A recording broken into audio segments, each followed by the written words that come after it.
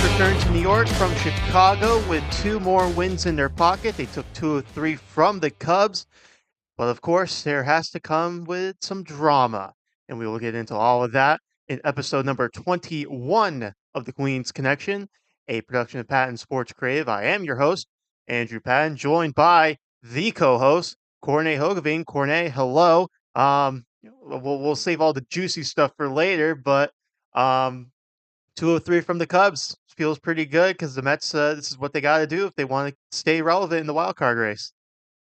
Win series, especially win series against teams that are in that same, wild card group. If you win series on the road against the Cubs, and mostly we don't necessarily fare well against the Cubs, so every win against the Cubs is a plus if you compare it to other seasons. So pretty pretty darn pleased about the series win in Chicago. No doubt about that. And once again, you could say the Mets' two wins in this series came against arguably the two best pitchers the Cubs could throw out there. So once again, the Mets are hitting around good starting pitching, which is always good to see. And they're getting good starting pitching for the most part. There was one start in this series that was not so great from the New York Mets standpoint, but we'll get into all of that and a whole lot more. But everything started on Friday afternoon at Wrigley Field. There's nothing better than that. Uh, and there's nothing better than scoring 11 runs, 10 of which came against Shota Imanaga. The Mets bats were alive and well on the north side of Chicago, an 11-1 win for the New York Mets. And another really good start from Jose Quintana in this game, who went 6 and a third, just one run, which was unearned because of a Vientos error. A walk, 8 strikeouts, so the strikeout numbers up again for Jose Quintana. This is the second start in a row he's been paired with Francisco Alvarez, and the results have been very, very good. So it's something we had talked about on the chat where Quintana struggles, simply just not pitching to Francisco Alvarez for a month, or what's going on of late with Jose Quintana in your mind? He's just spotting better, and if it's him liking throwing to Francisco Alvarez, maybe it shouldn't be that big of a deal for a pitcher to throw to a catcher, but it seems like it does a little bit. He was tremendous again at everything working. His curve and changeup were really good. I think his changeup is probably the best pitch he has thrown. When that pitch is on, I think he has better starts. And just spotting well out of the middle of the plate, which we saw when he had that period of time where he allowed more home runs, that he was more middle. He was on the corners. Got some very, very big outs, especially in that first inning, where Vientos got that double play ball, because it wasn't even that it was unearned. It was a ball that should be handled and turned into 2 outs with nobody on. Instead, it was first or second and no out. And then after that, Bellinger hit a single. So he was in immediate trouble, but limited the damage. At that point, was pretty huge, because we probably didn't expect the Mets, after those 3 runs in the first, to score a lot more against Shota Imanaga. So at that point, it was really, really important for Quintana to limit the damage there, and he did exactly that. And that's his second or outing where he had an early mess up and then pitched out of it and limited the damage. So we see a lot better Jose Quintana, and hopefully it will continue, because he was splendid. 8 strikeouts as well. It's not somebody you expects the strikeouts, and it was very helpful because the ball was carrying a bit to Wrigley Field on that Friday afternoon. So he kept the ball on the ground, or he struck people out, which is a perfect recipe when you face the Chicago Cubs at Wrigley Field when the wind's blowing out. Let's take advantage of the conditions at Wrigley, and the Mets certainly did for especially the top of the lineup, multi-hit games for Lindor, Nimmo, and JD Martinez, multi-RBI games for Nimmo, JD Martinez, and Jose Iglesias at the bottom of part of the order. Iglesias, really, since he's come up, it's funny because when he initially came up, um, I would say we were like, I don't want to say thrilled. That's not the I don't think the right word, but there were younger options in Syracuse that we thought maybe uh, could contribute. But Jose Iglesias has definitely contributed in his time with the New York Mets, whether that's on the field, in the clubhouse, with the music. Um, you know, OMG. OMG. Uh, so Jose Iglesias just has kind of been a little bit of a spark plug for a guy who's been around the block once or twice at the major league level. So is it fair to say we were perhaps wrong about Jose Iglesias? Uh, I'm not a big fan of looking back and say wrong because it depends on what the reasoning behind what we said was, and I think we had decent reasons in the time the Mets were in where weren't red hot and we were down a lot. That you, I still stand by the reasoning that I wanted to see a younger guy who might, help us in future seasons, which you obviously don't know with Jose Iglesias if that's going to be the case.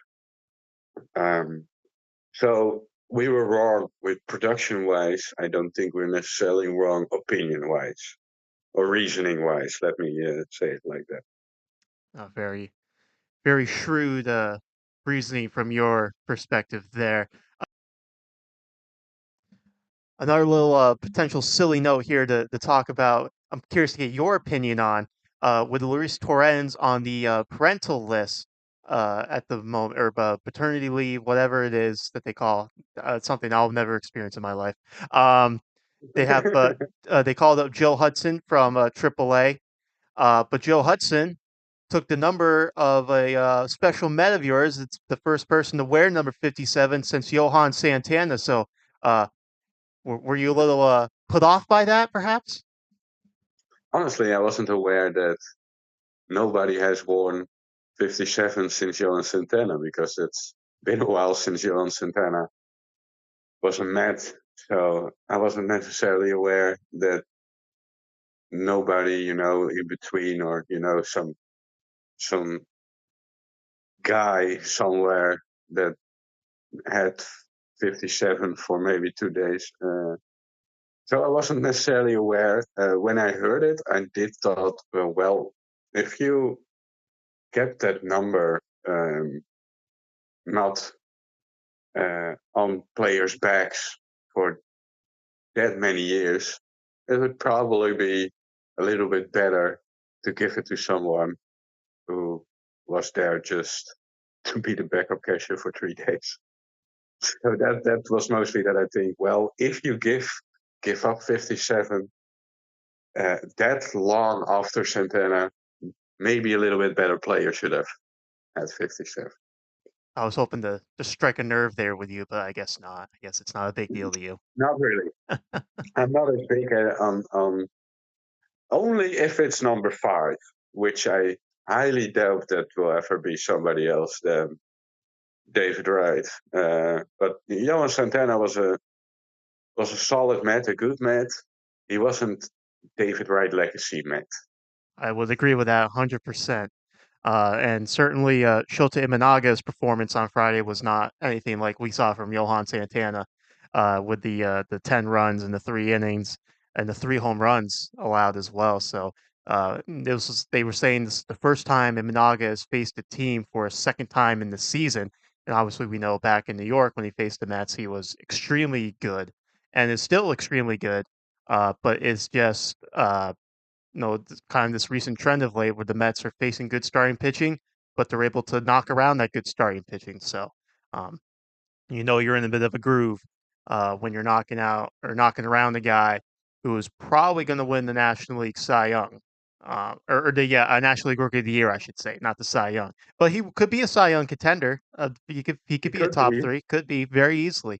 Um, I I would say that I it's now the second outing um, in not that many outings where he got rocked a little bit. So probably the league is getting a little bit familiar with Shota Imanaga. So I doubt he will be a top three. I think um, the new. I think he has a little bit of a different way of pitching, different pitching style, which obviously hitters need to adjust to. And I think it's not a huge surprise that second time facing that pitcher. I mean, it was a surprise that it was 10 runs, but it wasn't necessarily surprising that the Mets maybe could have done a lot more than obviously the first outing. Something also to talk about in this trend of hitting good starting pitching is that they're getting to these guys early in the game. So they're not really getting in, letting them able to get settled in per se. So that's always a good sign is to get these runs early, and then it gives your starter a nice little cushion to begin the game as well. So the Mets were looking to do that again on Saturday at Wrigley Field against Jameson Taillon with Tyler McGill on the mound. But this time it was the Cubs who were scoring early, a 5-run first inning against Tyler McGill, who was not sharp, to put it nicely. Not a very good outing for McGill, just 3 innings, 6 hits or 6 runs all earned on 5 hits, 3 walks. The walks stand out. Did have 6 strikeouts uh, and allowed a home run. But the walks particularly stood out to me because he had been better of late with limiting his walks. At least when you look at the whole sample size this season, so that was a little bit concerning. Obviously, the 5 hits in 3 innings is not good either, especially the 6 runs. Um, so this was a game where I was listening on the radio most of the time. So they were saying on the radio broadcast with Keith Radd, Pat McCarthy on the call, that some of these pitches, mostly left-handed batters outside corner, he wasn't getting. Whether that was the call or just not locating it, he wasn't getting that spot, and that proved to be costly for him in that regard. But you were actually watching the game. So what was your biggest takeaway from McGill's outing? What went wrong here? Yeah, he was missing arm side. That's definitely true. I didn't think he didn't necessarily get calls. I just think he was off on all cylinders, especially his curveball that ballooned a couple of times. So um, it was just that type of outing. I think I said it after the first walk to my Dutch friend that I said McGill he wasn't able to watch. So I said that McGill was completely off, and right after they scored 5 runs. So it was something that you could have tell. You could tell early. He just was missing. I thought his pitches were flat. I think his breaking stuff wasn't sharp. It was flat. It was hanging. I think that Morel home run was a hanging breaking ball.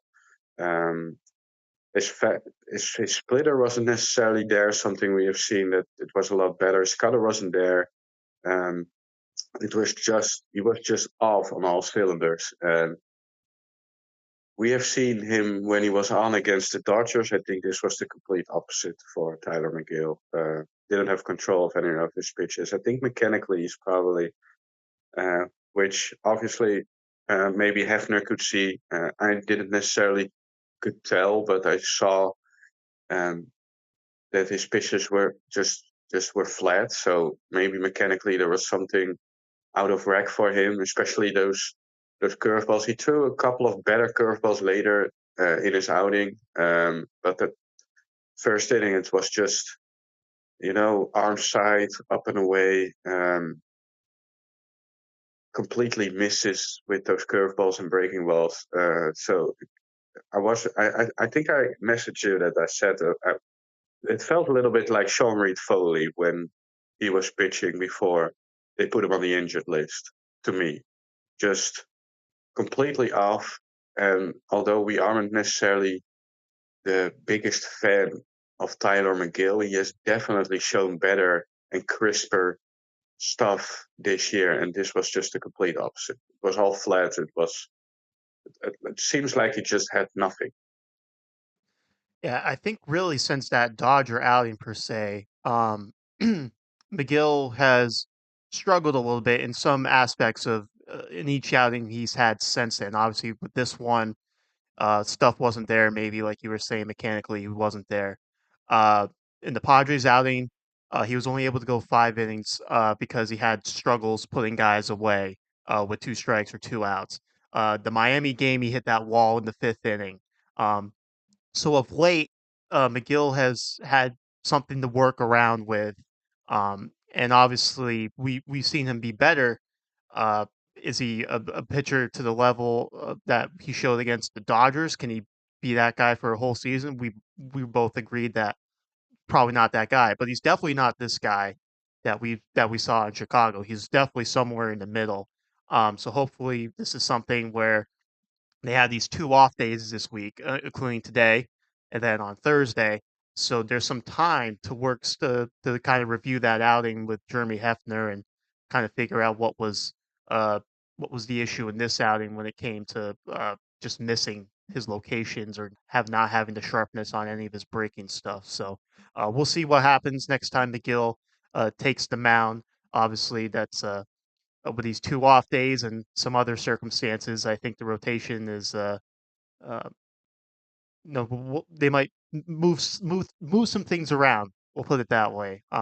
There was also the talk before the Sunday game that Christian Scott could be back up in this upcoming stretch. So, but I don't know if that's going to change now because the Mets are going to be playing the man short, which we will definitely get into. But first, we got to talk about the game itself on Sunday as the Mets were looking to salvage the finale of this series against the Chicago Cubs. And they did just that, a 5-2 win on Sunday Night Baseball. Thank God Carl Ravitch was not doing the play-by-play, so it was a lot better of the ESPN broadcast than we're accustomed to, at least for me anyway. And and once again, uh, the Mets got to Javier Assad in the 3rd inning, so early in the game, with those back-to-back home runs with Lindor and Nimmo. Uh, Lindor number 13, Nimmo number 11 on the season, and the headline, besides the shenanigans in the 9th inning, it's got to be Luis Severino in went 6 innings, 3 hits, no runs, no walks, 10 strikeouts. He had combined, I think they said, for 3 in his last 2 outings for strikeouts. So just totally blew that out of the water in this outing. And I think for me, when it comes to this Severino outing, just the pitch mix I thought was really really good. I felt like because lately he had been more that two seamer sinker down in the strike zone kind of guy. And Mendoza kind of alluded to this post game about the league's adapting, so Severino was also adapting, his uh, uh, repertoire, whatever. And I felt like there was a lot more four seamers up in the zone in this outing. He got some Ks with that. Obviously, the one to Bellinger is probably that was number 10. That was probably the most highlighted one there. That was just a great baseball right there. That 12 pitch at bat between him and Bellinger. Um, but it just shows the kind of uh, the veteran presence that Luis Severino has. Like it's something for at least for me, like obviously Quintana's in there, he's a veteran guy, but looking at the success Severino's having after the bad year he had last year, it's something I think that like a young guy like McGill or Peterson or Christian Scott, when he's here, they say this guy's been around. He was relying heavily on two seamers or sinkers his last couple outings, but he has that, the knowledge or the wherewithal to be like, okay, the league's adapting. So now let's try to throw more four seamers. Let's get that going a lot more than the sinker. And I don't know if there was like any drastic difference between like he was definitely more four seam heavy than sinker heavy in this game. But to me, it was noticeable with just pitching up in the strike zone a lot more. And I think that's something that, like I said, a Christian Scott when he's here, or a Peterson, a McGill, guys who are still trying to establish themselves as solid rotation pieces for the future going forward. Um, so I think it was a great outing for Luis Severino for himself, but I think even for the young guys too to see him adapt uh, shows that just it's just a good all around experience, I think, for them.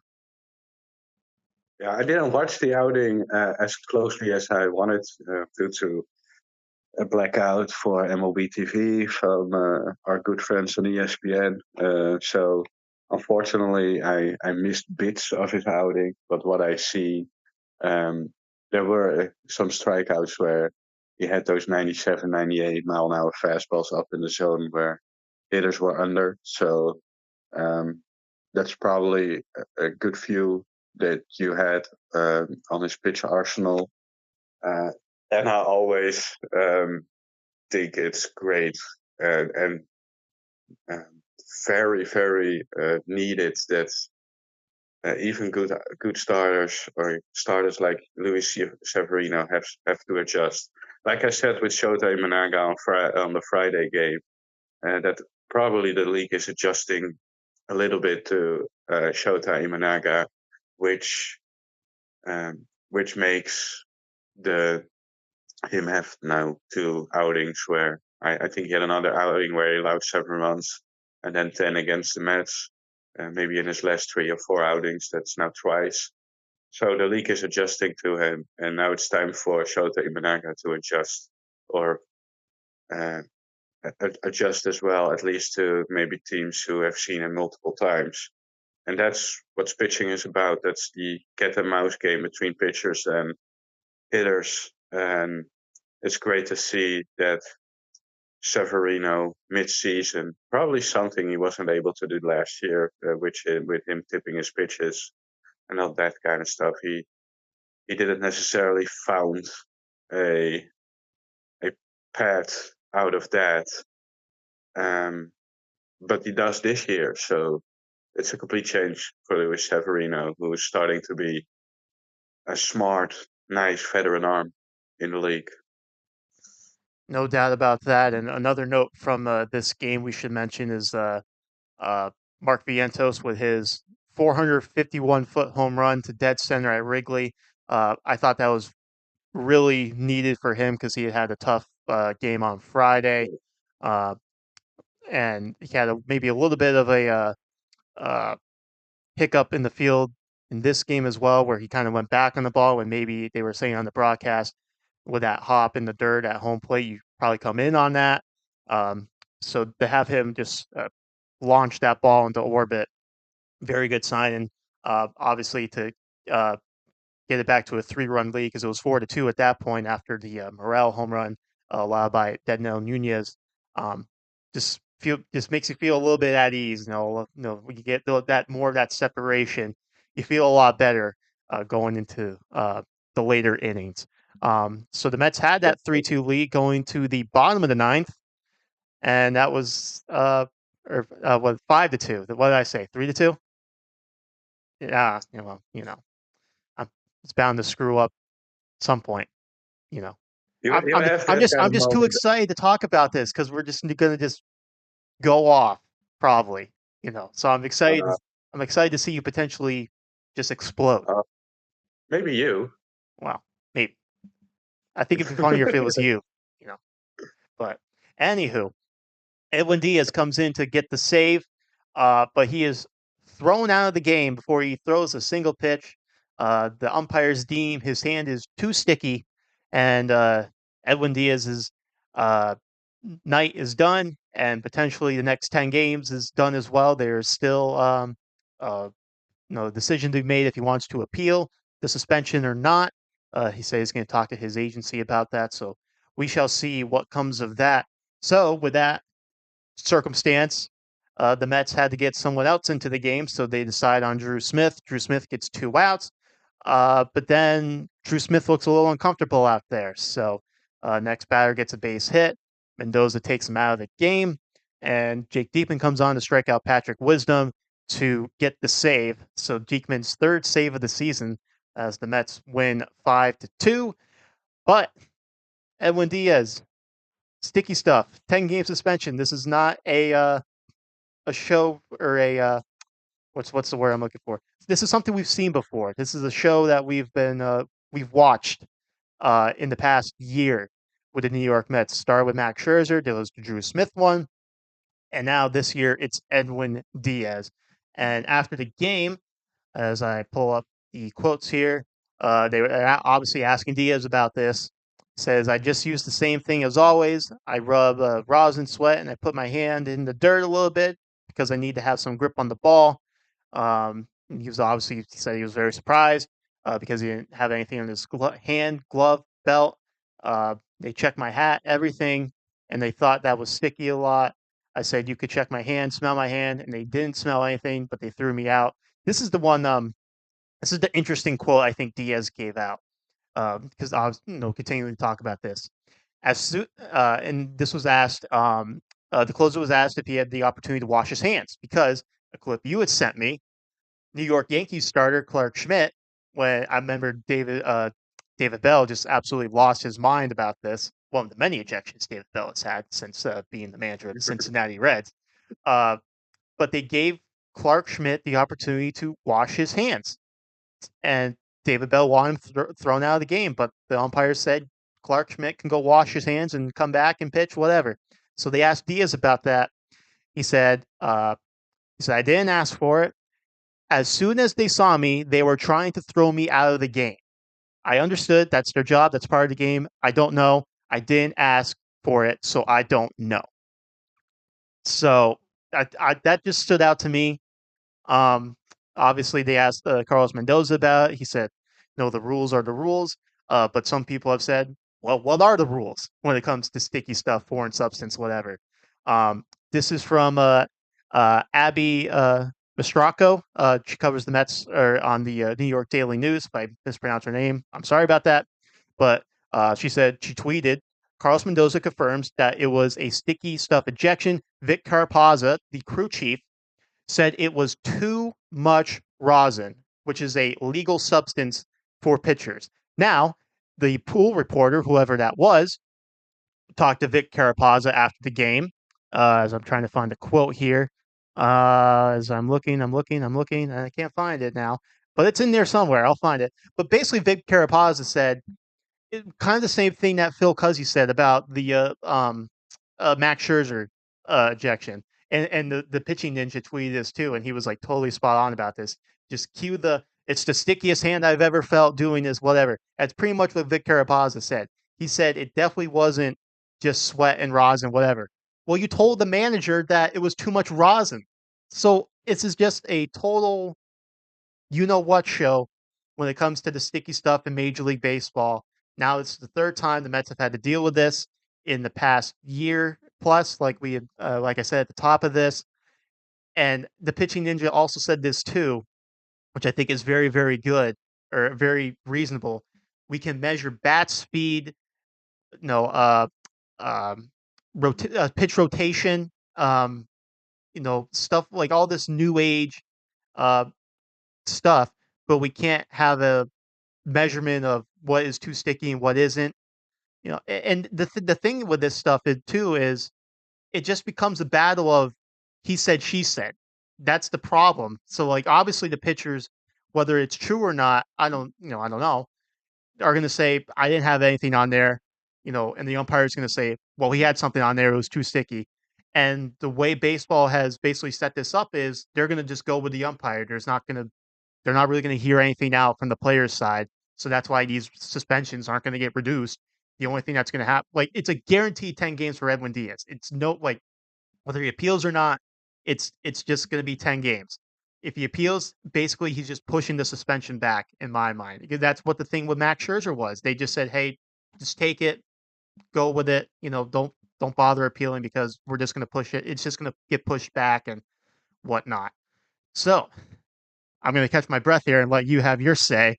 They also asked Drew Smith about this, and Drew Smith didn't really care to comment on it. So I think Drew Smith probably has some thoughts he did not want to share and get in trouble with. But um, while I grab a sip of water to clear my vocal cords, let's get Corne's thoughts on this whole situation. Well, you have said it all. So yeah, you don't have necessarily have the time to get a sip of water because we're going right back to you. And now it's what you said. I mean, it's we need to, and it was the same problem I had with the Amaya play at home. Um, it's just maybe another umpire wouldn't do anything. This umpire would probably feel that it's sticky. So there's no players don't know what to do. And I honestly would be shocked if Edwin Diaz in the season he is having right now, knowing that you get checked before the inning because the closer is always getting checked, would be that stupid to to put some illegal stuff on his hands. I I have a hard time believing that Edwin Diaz does something that isn't allowed. One, because I think we have, and I know we don't know necessarily the personality of all the players, but I just don't think Edwin Diaz would do anything. He doesn't have, in my what I think, he doesn't have the personality. And then you hear that the umpire said to Carlos Mendoza, it was just too much rosin. Like what the peep? How does Edwin Diaz know what is allowed and what's not allowed if that's the reason?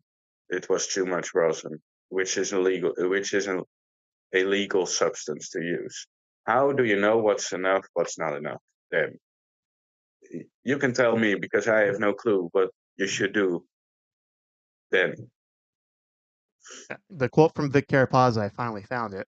Um, it was said it definitely wasn't sweat, or it definitely wasn't rosin and sweat, even though he told the manager that it was too much rosin, at least according to Carlos Mendoza.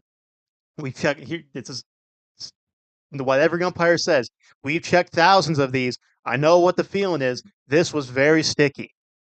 This is what we heard with Phil Cuzzy. This is what we heard with probably whoever threw out Drew Smith in that game against the Yankees last year. That's what they're always going to say. Hector yeah, Santiago, who's the first one to get thrown out from all this stuff. The umpire probably said that. And the point you made as well, we're what? Now 2 years into these hand checks for relievers and pitchers and all that stuff. Like what? And Diaz has always been cleared before in his outings in 22, his outings so far this year until last night.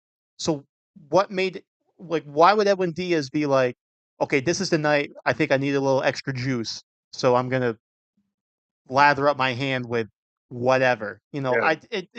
It's a hard thing for me to believe, and obviously, we're Met fans. Just coming back from injury, Yeah, just getting into rhythm again, after being out for a while, uh, get into a rhythm. He was good the other outing, so it's not necessarily like, oh, I fucked up.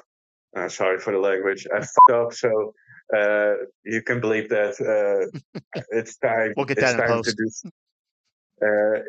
It's time to do something different. He has absolutely no reason to do that, especially knowing when you get checked. I I just don't buy that Edwin Diaz used uh, an illegal substance. I just don't buy that, and it's not because I'm a Mets fan and maybe I'm a little bit biased for my quote my players.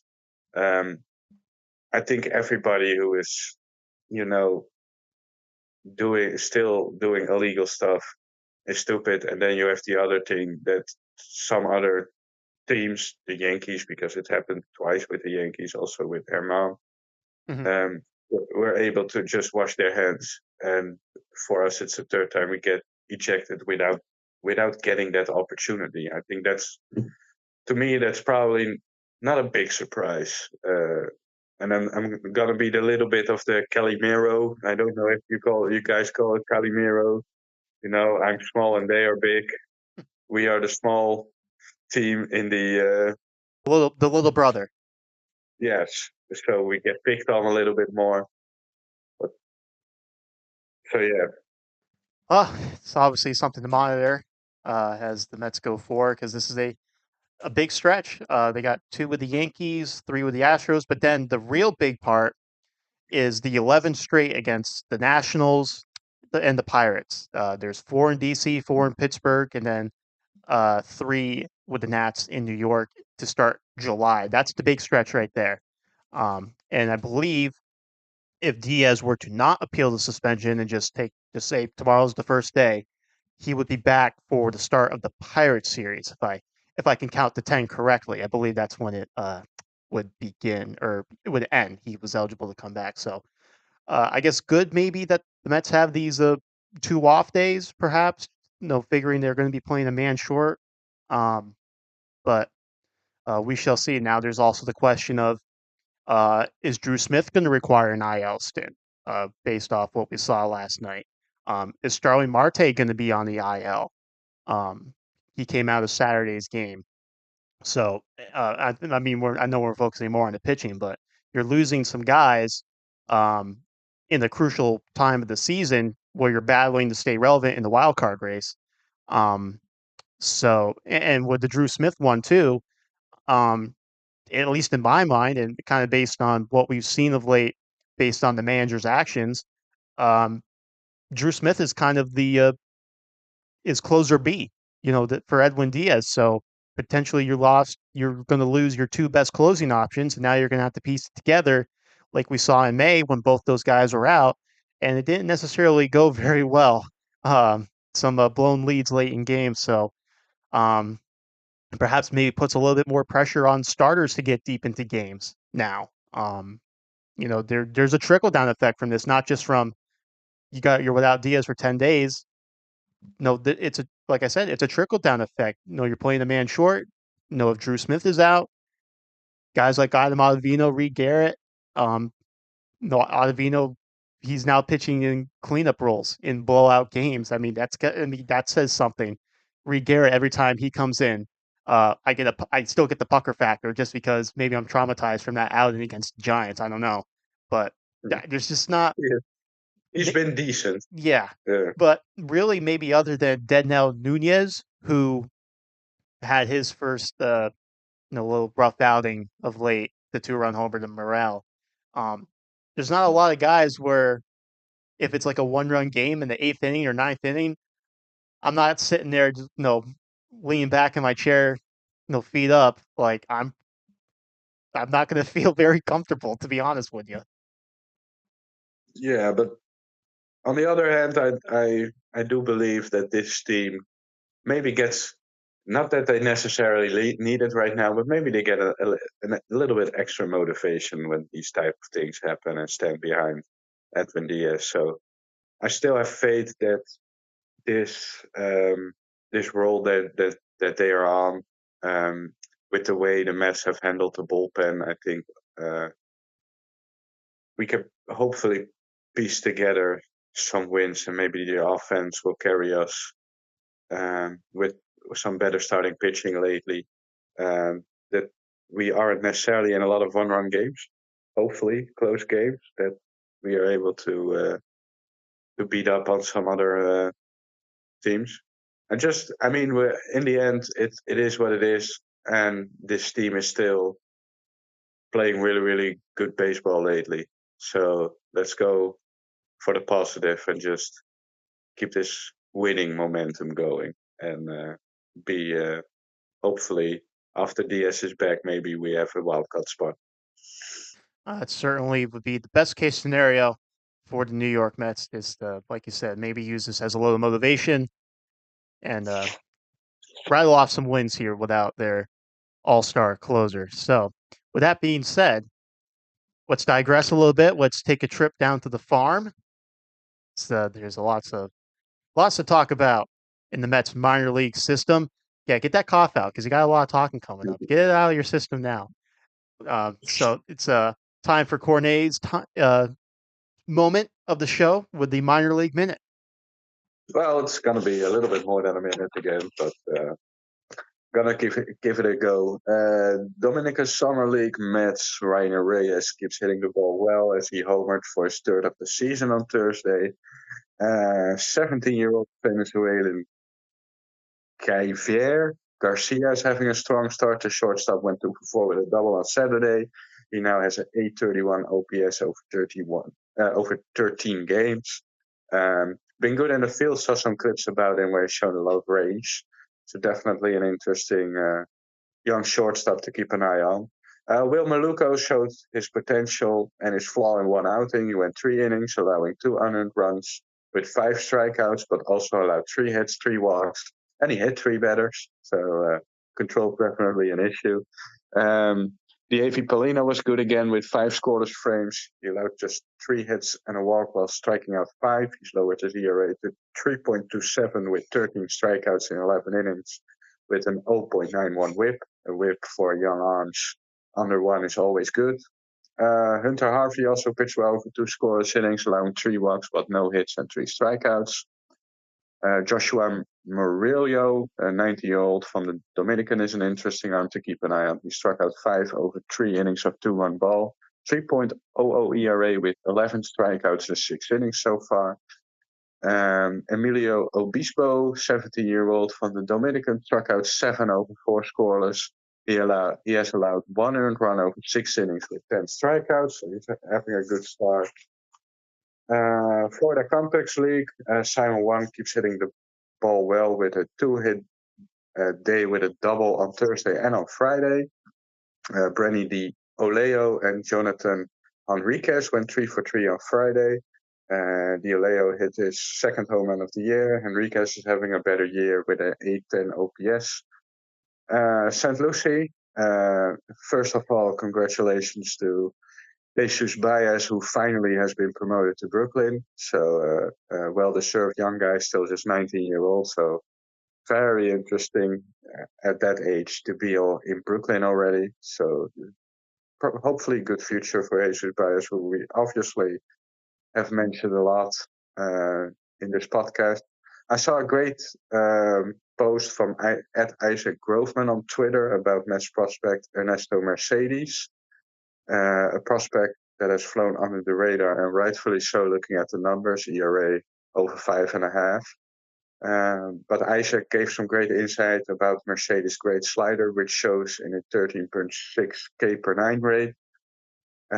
He also has a fastball that reaches 97 and a splitter slash changeup, which he's able to keep the spin rate down because of his big hands.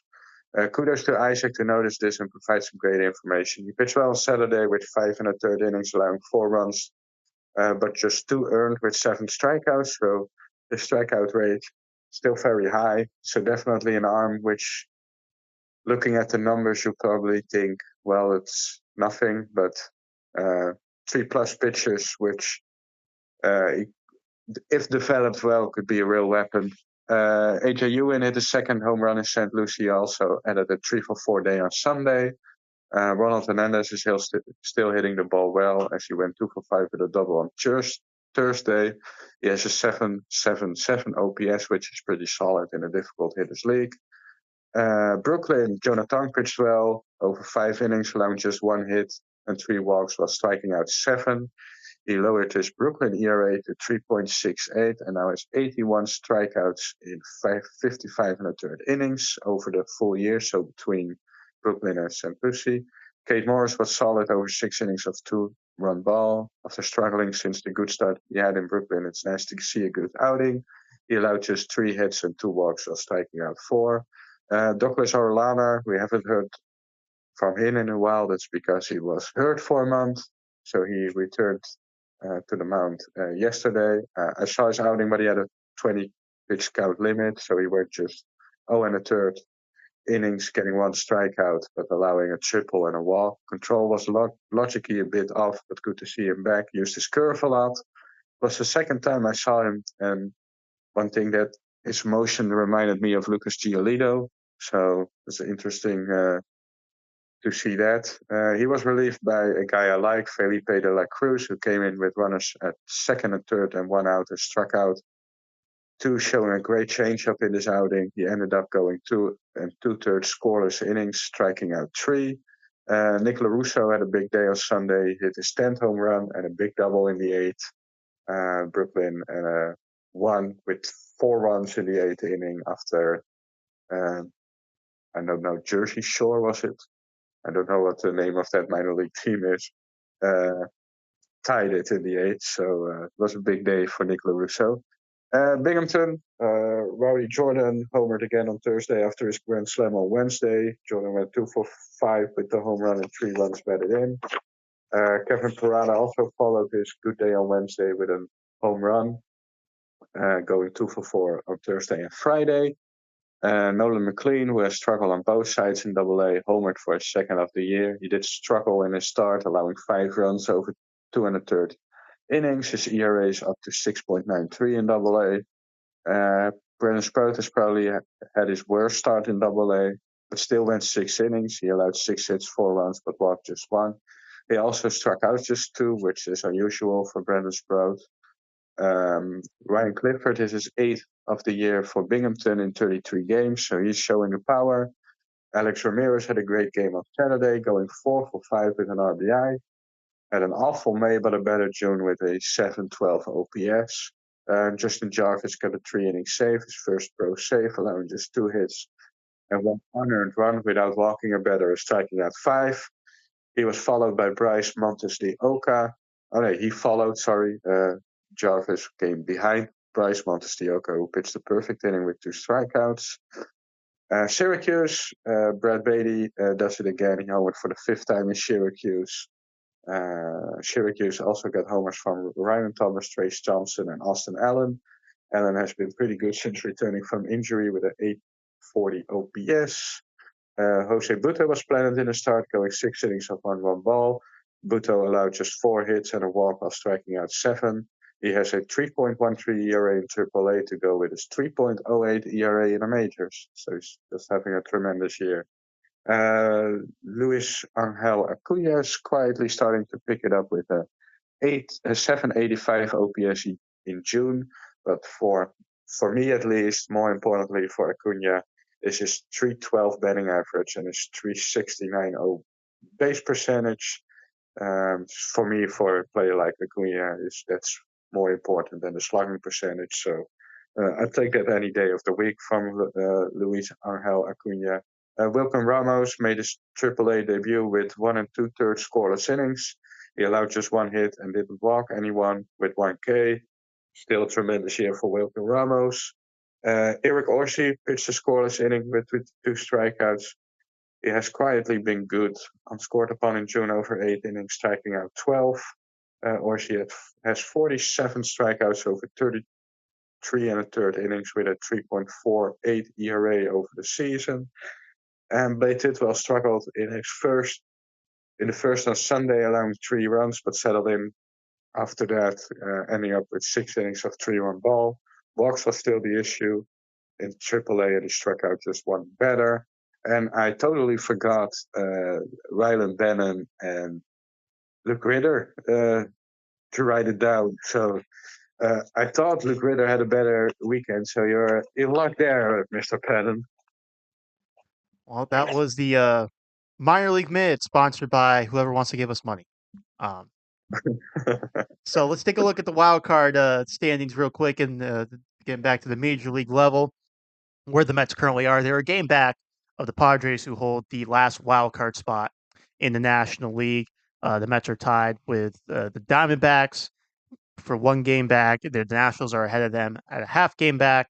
So it's very much still a crowded race for that last wild card spot. But that is your wild card update where the New York Mets stand at the moment. Well, there's no game today. That's because there's 2 coming up on uh, Tuesday and Wednesday against the New York Yankees. It's round 1 of the Subway Series, and the Yankees are throwing out some pretty good starters here. It'll be Garrett Cole's second start for the Yankees. He's going to go up against David Peterson for the Mets. And then Wednesday, Luis Heel, who had his first real bad outing this season, is going up against Sean Manaea. It's just a quick 2 game series between the Mets and the Yankees. So obviously, every time these 2 teams get together, uh, it makes headlines, regardless of who's good or who's bad, or doesn't matter. When the 2 New York teams get together, everyone is going to be watching.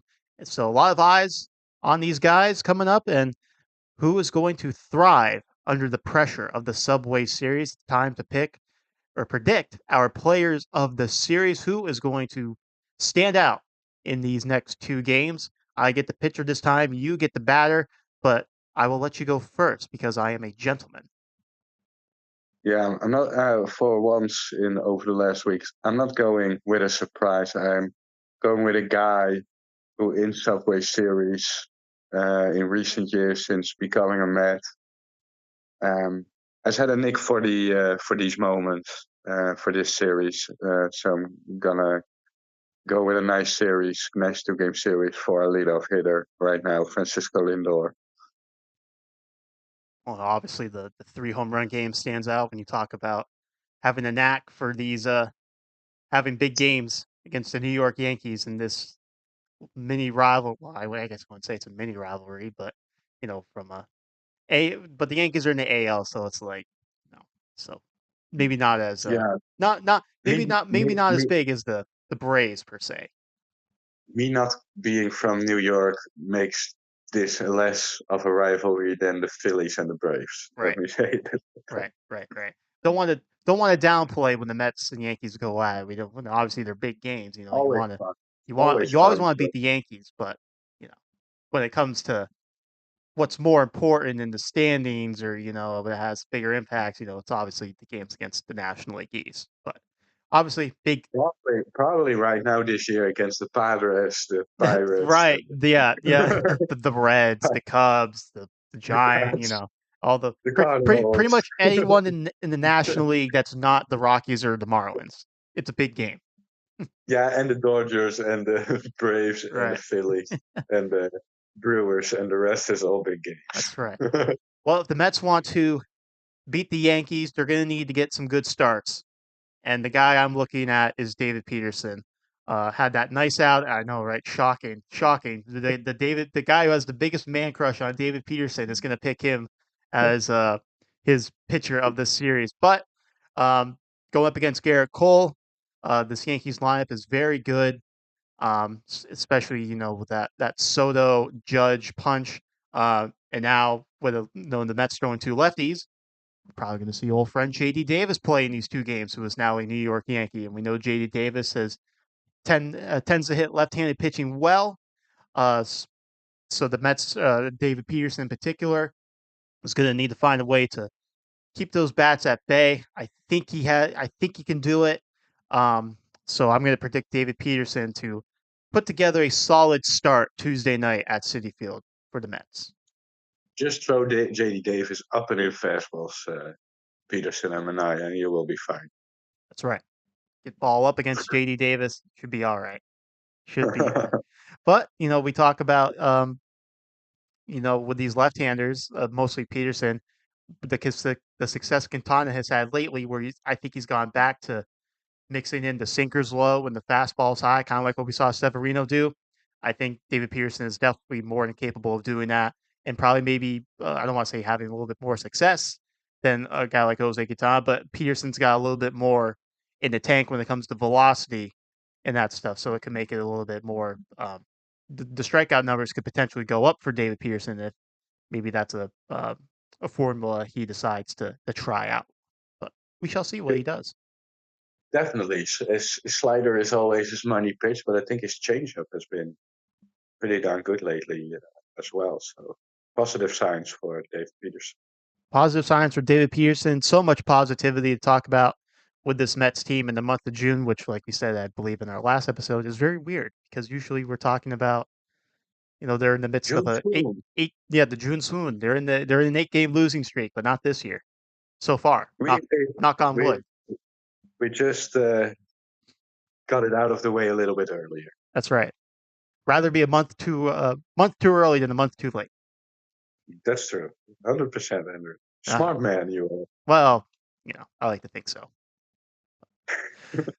Well, I think we're gonna wrap this up here as episode number 21 has come to an end. I know you're so sad, but don't worry, we get to do this again on Friday. We'll recap this Yankee series and talk about the Astros. So enjoy the Subway Series, sir. I imagine that you're going to be diving into this just like everyone else is. I am definitely gonna watch. Yes. Yep. I'll be watching from the press box for the Vermont Lake Monsters. I will be doing double duty. Be watch Good. be working the Lake Monster game, but also making sure I'm up to date on everything with the Mets to provide the best content we can. Good job, Andrew. Thank you. I do God's work. I'm kind today. I'm not a. No, I'm not going to say that on the air. What you always call me, but I have a good You're day. not as hostile today. Yeah, I have a good day. Good day all around. All right, everyone. This has been episode number 21 of the Queen's Connection, the production of Patent Sports Creative. You can follow us on Twitter, like us on Facebook, subscribe on YouTube. Just search the Queen's Connection. I bet $100 will be the first thing that pops up. So I'm not actually betting Yeah, 100. Not actually betting if $100, but you know. if you don't have the asterisk between the N and the S, if I say that correctly, but the thingy, then you get to the podcast. Because if it does, then you get some British about the Queen. Oh, I can't say anything about the Queen. You know, everyone loves the Queen for some reason, even though she's dead. You can cut this, right? I can cut that if I want, but maybe I won't. Guess we'll find out. Yes, yeah. I won't listen it back anyway, so we will see. All right, everyone. Thanks for listening. Enjoy the Subway Series. We'll talk to you on Friday as we get ready for the Houston Astros. Thanks for listening, everyone.